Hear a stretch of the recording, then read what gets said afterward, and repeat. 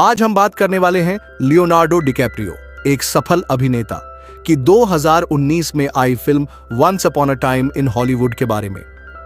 यह film comedy Jenner की है और इसने कुल 18 अवार्ड जीते थे। कहानी इस तरह शुरू होती है।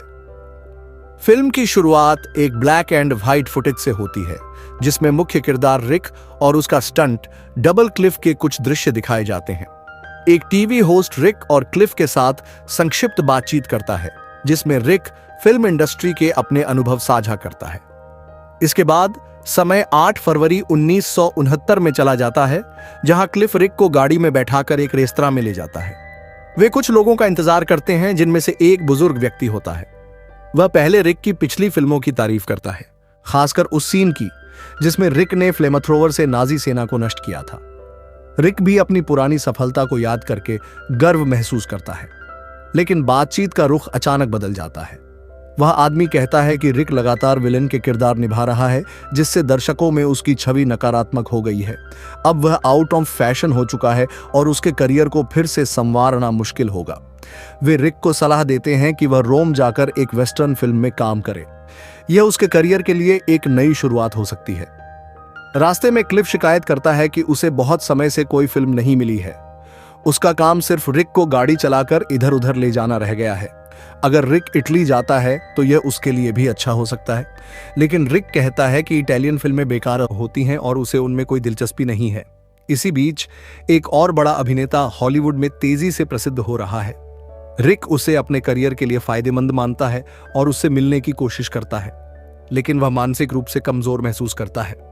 काम खत्म करके क्लिफ अपने घर लौटता है, जो कि असल में एक पुरानी टूटी फूटी वैन ही है। अगली रात रिक एक बड़ी पार्टी में जाता है।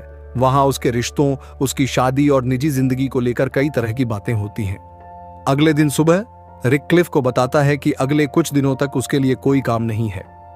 उसका एकमात्र काम घर की बिजली की मरम्मत करना होगा। फिर रिक शूटिंग सेट पर जाता है, जहां निर्देशक उसका अच्छा स्वागत नहीं करता। रिक को अपनी पसंद का किरदार और कॉस्ट्यूम भी नहीं मिल पाता। आखिरकार वह एक ऐसा सूट पहनता है जिसे वह पसंद नहीं करता और शूटिंग शुरू करता है। वहां वह एक बच्चे से मिलता है, जिसकी अदाकारी उसे शर्मिंदा कर देती है।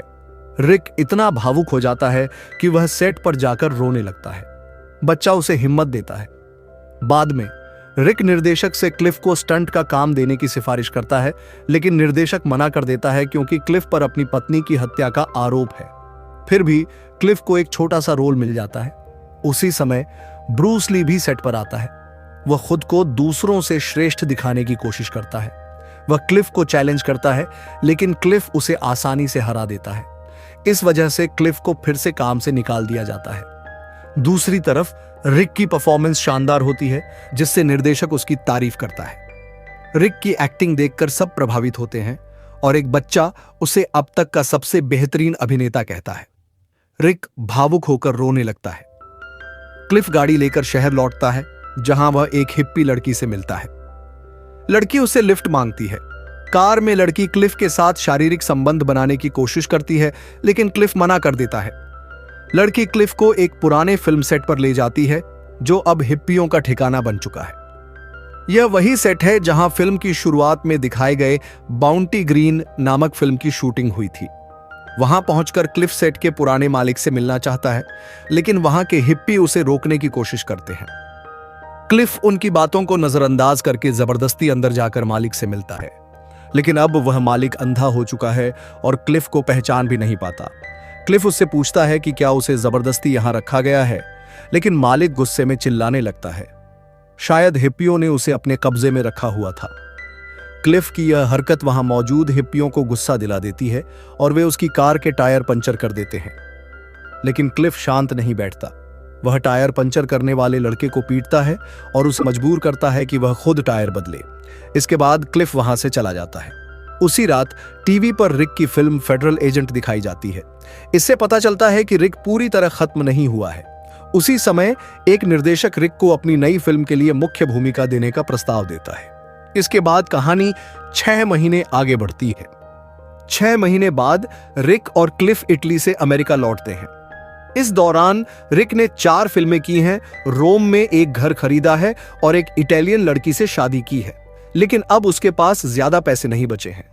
क्लिफ ने भी इस दौरान अच्छा समय बिताया है, लेकिन अब रिक उसे वेतन देने में असमर्थ है। इसलिए वे दोनों अलग होने का फैसला करते हैं। विदाई के रूप में वे पूरी रात शराब पीते हैं। उसी रात पहले दिखाए गए हिप्पी गैंग की गाड़ी रिक के घर के पास आती है। गाड़ी की आवाज से रिक को गुस्सा आ जाता है और वह बाहर आकर उन पर चिल्लाता है। पहले तो वे चले जाते हैं, लेकिन फिर उनका इरादा बदल जाता है। वे अब रिक के घर में घुसकर सभी को मारने की योजना बनाते हैं, लेकिन उन्हें यह नहीं पता कि क्लिफ और उसका बुलडॉग भी वहां हैं। एक भयंकर लड़ाई होती है जिसमें क्लिफ और उसका बुलडॉग उन हथियारों को बेरहमी से मार देते हैं। अंत में रिक अपनी पुरानी फिल्म में इस्तेमाल किए गए फ्लेमथ्रोअर का उपयोग करके बचे हुए एक हमलावर को जिंदा जला देता है। पुलिस मौके पर पहुंचकर बाकी अपराधियों को गिरफ्तार कर लेती है। रिक अब गैंगस्टर को हराने वाले हीरो के रूप में मशहूर हो जाता है। फिल्म के अंत में उसके मशहूर पड़ोसी उसे अपने घर पर शराब पीने के लिए बुलाते हैं। इस तरह रिक हॉलीवुड के बड़े सितारों के करीब पहुंच जाता है। यह फिल्म 1969 के हॉलीवुड की सच्ची घटनाओं को कल्पना के साथ जोड़कर पेश करती है। असल में निर्देशक रोमन पोलांस्की की पत्नी शेरोन टेट और उनके दोस्त चार्ल्स मैनसन गैंग द्वारा बेरहमी से मारे गए थे, लेकिन फिल्म में इसे एक नई कहानी में ढाल दिया गया है। ये ऐसा वीडियो लाते रहेंगे। सब्सक्राइब करें पेलो को।